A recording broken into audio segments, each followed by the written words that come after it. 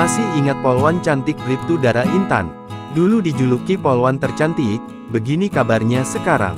Nama polwan Bribtu Dara Intan sempat menjadi perbincangan warganet lebih dari 11 tahun lalu.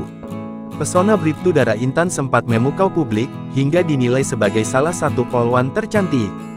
Bribtu Dara Intan viral setelah membawakan berita terkait arus lalu lintas di National Traffic Management Center (NTMC) Polri.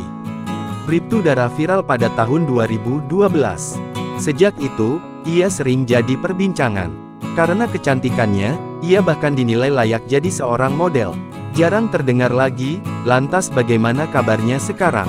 Menilik akun Instagramnya @daraintan, Dara Intan kerap membagikan momen kehidupannya di media sosial. Kini penampilannya jadi berbeda jauh dari sebelumnya. Polwan cantik Dara Intan ini telah berhijab. Rupanya kini sang idola juga sudah menikah dan bahkan telah dikaruniai anak. Diketahui, ia sudah menikah pada 2018 dan putranya bernama Ibrahim Hamengku Arsyanendra. Selain itu, kini Dara Intan berpangkat Bribka. Ia kini bertugas di Bareskrim.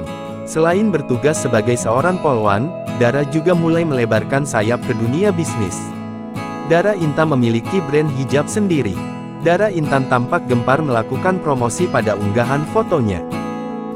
Download Tribun X sekarang, menghadirkan lokal menjadi Indonesia.